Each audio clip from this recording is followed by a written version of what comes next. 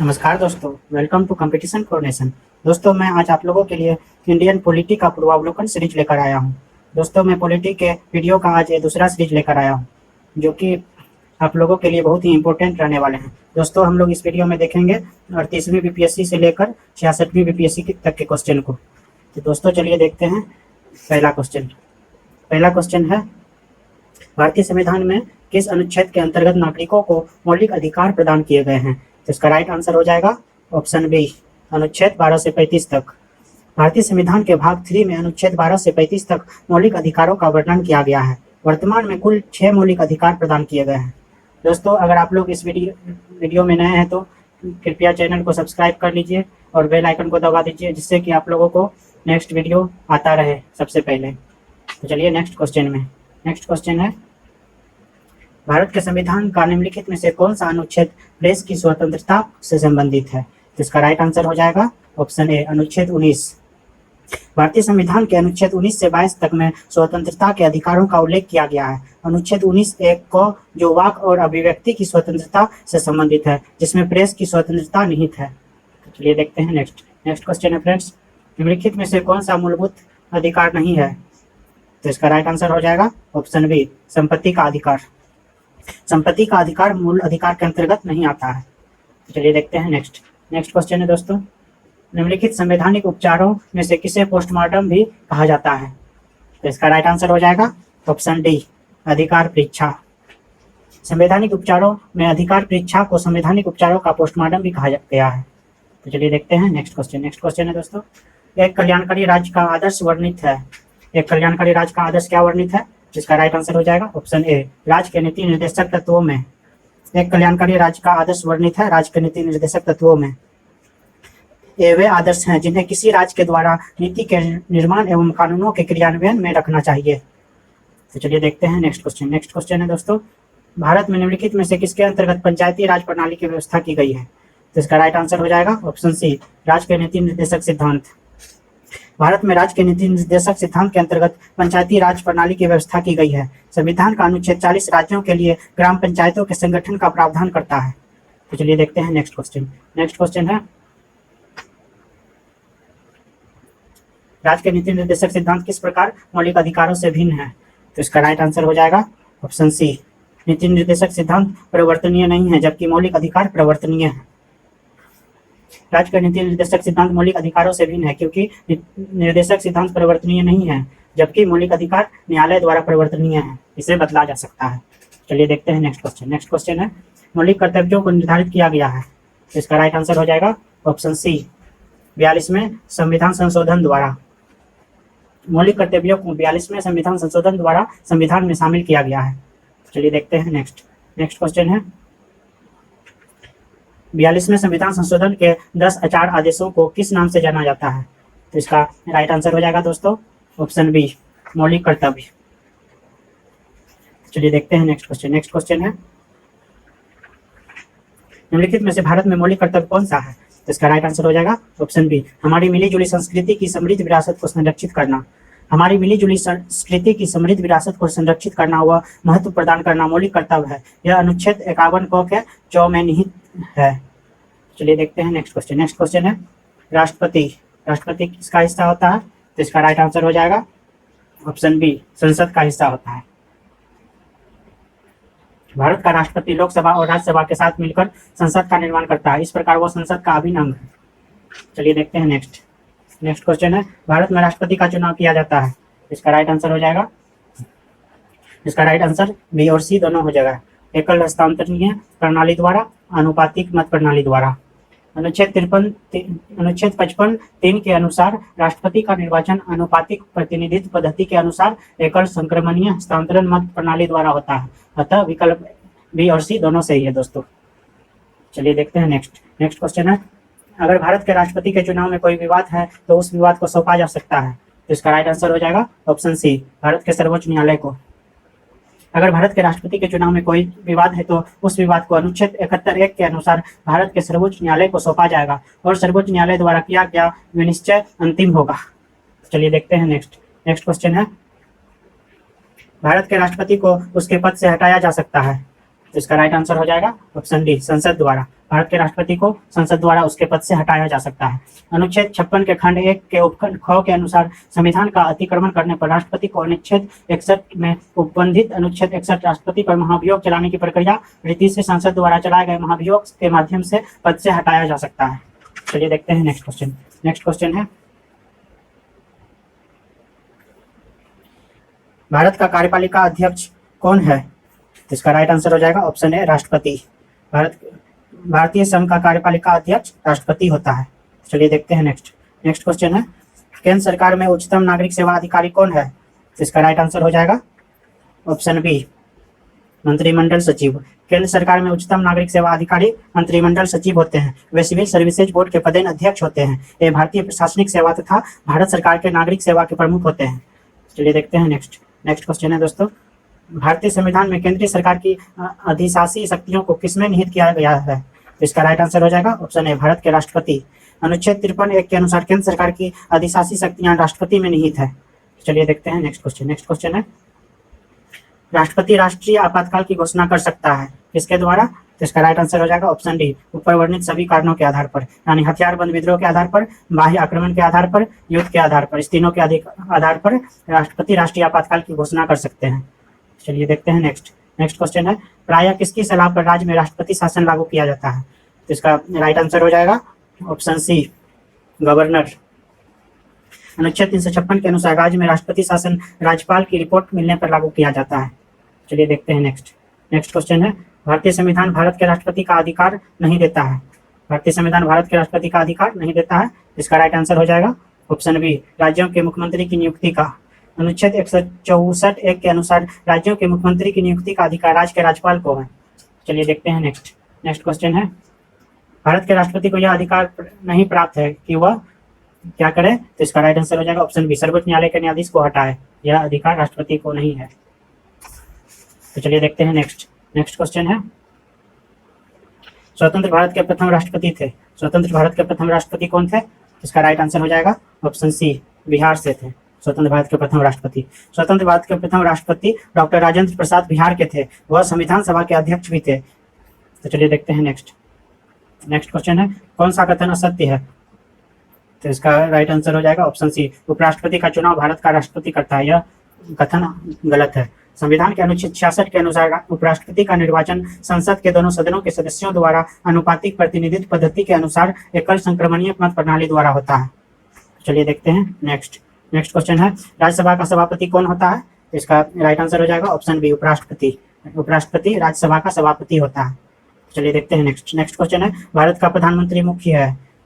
तो इसका right answer हो जाएगा ऑप्शन बी, केंद्रीय सरकार का। भारत का प्रधानमंत्री मुख्य है केंद्रीय सरकार का। अनुच्छेद 74(1) के अनुसार राष्ट्रपति को सहायता और सलाह देने के लिए मंत्रिपरिषद होती है। इसका प्रधान प्रधानमंत्री होता है। चलिए देखते हैं नेक्स्ट। नेक्स्ट क्वेश्चन है, संघीय मंत्रिपरिषद के मंत्री उत्तरदायी होते हैं। इसका राइट आंसर हो जाएगा ऑप्शन डी, केवल लोकसभा के प्रति। अनुच्छेद 75(2) के अनुसार संघीय मंत्री परिषद के मंत्री राष्ट्रपति के प्रसाद पर्यंत पद धारण करते हैं, और अनुच्छेद 75(3) के अनुसार मंत्रिपरिषद सामूहिक रूप से लोकसभा के प्रति उत्तरदायी होती है। चलिए देखते हैं नेक्स्ट। नेक्स्ट क्वेश्चन है, मंत्रिपरिषद उत्तरदायी होती है।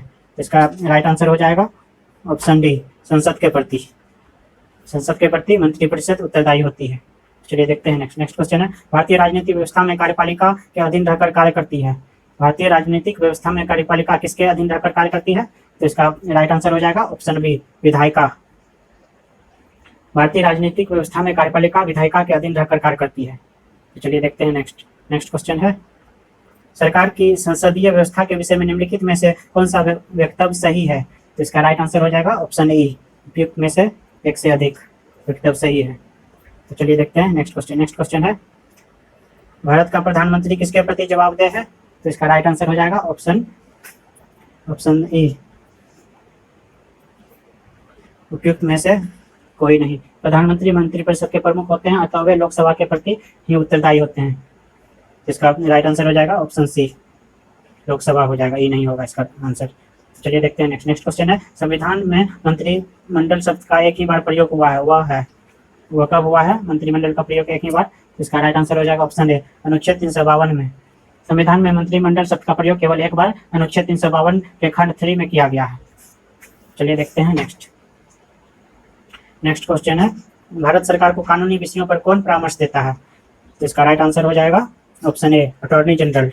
संविधान के अनुच्छेद 76 के अनुसार भारत सरकार को कानूनी मामलों में परामर्श देने के लिए राष्ट्रपति अटॉर्नी जनरल की नियुक्ति करता है। तो चलिए देखते हैं नेक्स्ट क्वेश्चन है, भारत का महान्यायवादी किसके द्वारा नियुक्त किया जाता है?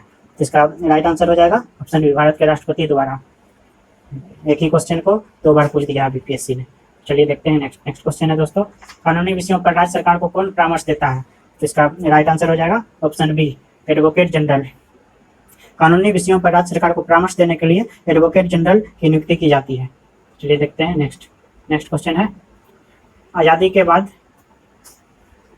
भाषा के आधार पर भारत के राज्यों का पुनर्गठन किस वर्ष में हुआ? तो इसका राइट आंसर हो जाएगा ऑप्शन सी, 1956 में।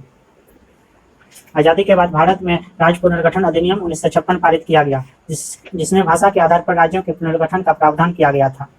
तो चलिए देखते हैं नेक्स्ट क्वेश्चन है दोस्तों, लोकसभा का नेता कौन होता है? तो इसका राइट आंसर हो जाएगा ऑप्शन बी, प्रधानमंत्री। लोकसभा का नेता प्रधानमंत्री होता है। चलिए देखते हैं नेक्स्ट क्वेश्चन है, लोकसभा के लिए चुनाव में निर्वाचित होने के लिए किसी व्यक्ति के लिए न्यूनतम आयु सीमा कितनी होती है? तो इसका राइट आंसर हो जाएगा ऑप्शन सी, 25 वर्ष। अनुच्छेद 84 ख के अनुसार लोकसभा में निर्वाचित होने के लिए न्यूनतम आयु सीमा 25 वर्ष है तथा राज्यसभा में निर्वाचित होने के लिए न्यूनतम आयु सीमा 30 वर्ष है। चलिए देखते हैं नेक्स्ट क्वेश्चन है, लोकसभा का सदस्य चुने जाने के लिए एक व्यक्ति को किस आयु से कम का नहीं होना चाहिए? तो इसका राइट आंसर हो जाएगा ऑप्शन सी, 25 वर्ष से कम का नहीं होना। तो चलिए देखते हैं नेक्स्ट क्वेश्चन है, संसद सदस्य बनने हेतु न्यूनतम उम्र क्या है?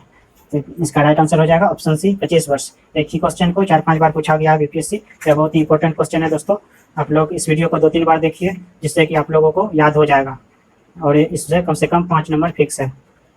तो चलिए देखते हैं नेक्स्ट क्वेश्चन है, लोकसभा चुनाव का कोई प्रत्याशी अपनी जमानत खो देता है यदि उसे प्राप्त न हो सके? तो इसका राइट आंसर हो जाएगा ऑप्शन डी, उपरोक्त में से कोई नहीं।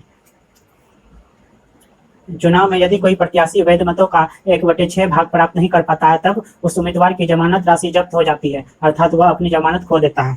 तो इसमें 1/6 भाग मत चाहिए चुनाव में जमानत अपनी बचाने के लिए। चलिए देखते हैं नेक्स्ट क्वेश्चन है, लोकसभा में राज्यवार सीटों का आवंटन सन 1971 की जनगणना पर आधारित है, यह निर्धारण किस वर्ष तक यथावत रहेगा? तो इसका राइट आंसर हो जाएगा ऑप्शन बी, 2026 तक। संविधान के 84वें संशोधन अधिनियम 2000 द्वारा अनुसूची 81(3) के प्रंतुक में संशोधन करके वर्ष 2000 के स्थान पर लोकसभा में राज्यवार सीटों के आवंटन का निर्धारण वर्ष 2026 तक संशोधित किया गया है। चलिए देखते हैं नेक्स्ट क्वेश्चन है, वर्तमान लोकसभा में प्रत्येक राज्य के लिए स्थानों का आवंटन आधारित है। तो इसका राइट आंसर हो जाएगा ऑप्शन सी, 1971 की जनगणना पर। वर्तमान लोकसभा में प्रत्येक राज्य के लिए स्थानों का आवंटन 1971 की जनगणना पर आधारित है। तो चलिए देखते हैं नेक्स्ट क्वेश्चन है, निम्नलिखित भारतीय राज्यों में से किसकी राज्य विधानसभा के सदस्यों की संख्या अधिक है? तो इसका राइट आंसर हो जाएगा ऑप्शन बी, हिमाचल प्रदेश की। तो चलिए देखते हैं नेक्स्ट क्वेश्चन है, लोकसभा में आंग्ल भारतीय समुदाय के सदस्य मनोनीत करने की शक्ति किसके पास है? तो इसका राइट आंसर हो जाएगा ऑप्शन बी, भारत के राष्ट्रपति के पास आंग्ल भारतीय समुदाय के सदस्य मनोनीत करने की शक्ति है। चलिए देखते हैं नेक्स्ट क्वेश्चन है, भारतीय संविधान के किस अनुच्छेद के अंतर्गत लोकसभा में अनुसूचित जातियों के आरक्षण का प्रावधान किया गया था? तो इसका राइट आंसर हो जाएगा दोस्तों ऑप्शन ए, अनुच्छेद 330। भारतीय संविधान के अनुच्छेद 330(1) क के तहत लोकसभा में अनुसूचित जातियों के लिए आरक्षण का प्रावधान किया गया है। तो चलिए देखते हैं नेक्स्ट क्वेश्चन है, लोकसभा को कार्यकाल पूरा होने के पहले भंग किया जा सकता है। तो इसका राइट आंसर हो जाएगा ऑप्शन डी, प्रधानमंत्री की सिफारिश पर राष्ट्रपति द्वारा। अनुच्छेद 85(2) ख के अनुसार लोकसभा को कार्यकाल पूरा होने से पहले भंग किया जा सकता है, ऐसा प्रधानमंत्री की सिफारिश पर राष्ट्रपति द्वारा किया जाता है। चलिए देखते हैं नेक्स्ट क्वेश्चन है, लोकसभा को उसके कार्यकाल की समाप्ति के पूर्व ही भंग किया जा सकता है। तो इसका राइट आंसर हो जाएगा ऑप्शन सी, राष्ट्रपति मंत्रिमंडल की सलाह पर, राष्ट्रपति द्वारा मंत्रिमंडल की सलाह पर। चलिए देखते हैं नेक्स्ट क्वेश्चन है, लोकसभा के कम से कम कितने सत्र बुलाए जाते हैं? तो इसका राइट आंसर हो जाएगा ऑप्शन बी, वर्ष में 2 बार। अनुसूची 85(1) के अनुसार लोकसभा की एक सत्र की अंतिम बैठक और आगामी सत्र की प्रथम बैठक के बीच 6 माह से अधिक का अंतर नहीं होगा। इस प्रकार कम से कम वर्ष में 2 बार सत्र बुलाए जाते हैं, इसे शीतकालीन और ग्रीष्मकालीन सत्र कहा जाता है। चलिए देखते हैं नेक्स्ट क्वेश्चन है, कौन सा राज्य सबसे अधिक प्रतिनिधि लोकसभा में भेजता है? तो इसका राइट आंसर हो जाएगा ऑप्शन डी, उत्तर प्रदेश। उत्तर प्रदेश सबसे अधिक प्रतिनिधि लोकसभा में भेजता है। इसमें उत्तर प्रदेश में सीटों की संख्या 80 है लोकसभा में। चलिए देखते हैं नेक्स्ट क्वेश्चन है, जहां तक लोकसभा में प्रतिनिधित्व का प्रश्न है, कौन से राज्य दूसरे तथा तीसरे दर्जे पर है? तो इसका राइट आंसर हो जाएगा ऑप्शन ए, बिहार दूसरे तथा महाराष्ट्र तीसरे दर्जे पर है। चलिए देखते हैं नेक्स्ट क्वेश्चन है, लोकसभा का पहला आम चुनाव कब हुआ था? तो इसका राइट आंसर हो जाएगा ऑप्शन बी, 1952 में। लोकसभा का पहला आम चुनाव 1952 में हुआ था। चलिए देखते हैं नेक्स्ट क्वेश्चन है दोस्तों, राज्यसभा में राज्यों को प्रतिनिधित्व निम्नलिखित में से किस आधार पर दिया जाता है? तो इसका राइट आंसर हो जाएगा ऑप्शन बी, उनकी जनसंख्या के अनुपात के स्थान पर। राज्यसभा में राज्यों को प्रतिनिधित्व उनकी जनसंख्या के अनुपात में दिया जाता है। इस प्रकार किस राज्य से राज्यसभा में कितनी सीटें होंगी, इसका निर्धारण संविधान की 4वीं अनुसूची में कर दिया गया है। चलिए देखते हैं नेक्स्ट क्वेश्चन है, राज्यसभा के सदस्य चुने जाते हैं। तो इसका राइट आंसर हो जाएगा ऑप्शन सी, 6 वर्ष के लिए। राज्यसभा का विघटन नहीं होता है, अर्थात यह एक अस्थायी सदन है। इसके 1/3 सदस्य प्रत्येक 2 वर्ष की समाप्ति पर निवृत्त हो जाते हैं। राज्यसभा के सदस्यों का कार्यकाल 6 वर्ष का होता है। चलिए देखते हैं नेक्स्ट क्वेश्चन है फ्रेंड्स, राज्यसभा को अस्थायी सदन कहते हैं क्योंकि? इसका राइट आंसर हो जाएगा ऑप्शन बी, क्योंकि इसे विघटित नहीं किया जा सकता है। चलिए देखते हैं नेक्स्ट क्वेश्चन है, राज्यसभा को भंग करने का अधिकार किसे प्राप्त है? तो इसका राइट आंसर हो जाएगा ऑप्शन डी, उपरोक्त में से कोई नहीं। राज्यसभा एक अस्थायी सदन है, इसे भंग नहीं किया जा सकता है।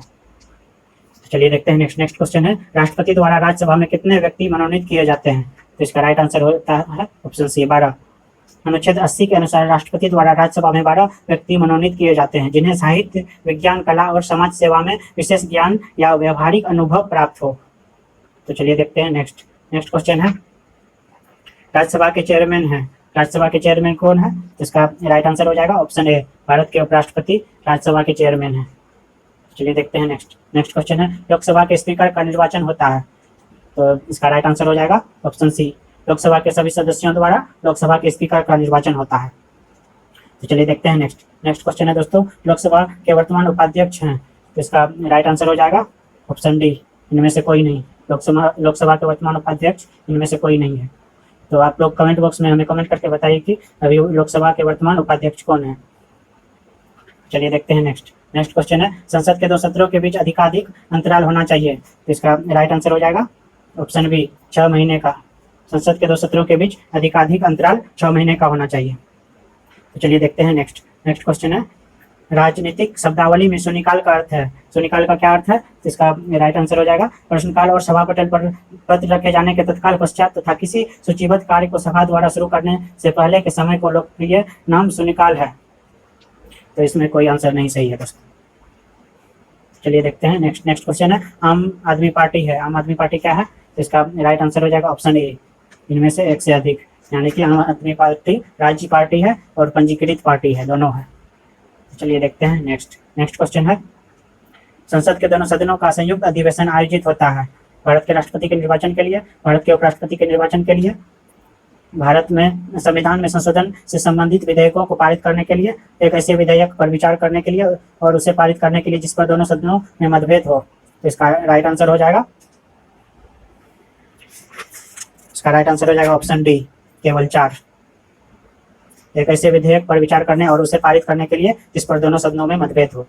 चलिए देखते हैं नेक्स्ट क्वेश्चन है, भारतीय राजनीतिक व्यवस्था में इनमें से कौन सर्वोच्च है? तो इसका राइट आंसर हो जाएगा ऑप्शन बी, संविधान सर्वोच्च है। भारतीय राजनीतिक व्यवस्था में संविधान सर्वोच्च है। यही राज्य व्यवस्था के स्वरूप, उद्देश्य का निर्धारण करता है एवं विभिन्न इकाइयों के सृजन का प्रावधान करता है।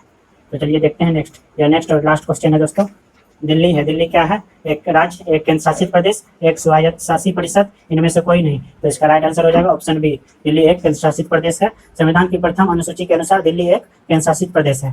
तो दोस्तों कैसा लगा यह वीडियो, हमें कमेंट बॉक्स में कमेंट करके जरूर बताइएगा और अपने दोस्तों के साथ शेयर करना ना भूलिएगा इस वीडियो को। अगर आप लोगों को हिस्ट्री का वीडियो देखना है तो डिस्क्रिप्शन बॉक्स में लिंक दिया हुआ है, आप लोग जाके वहां से देख सकते हैं।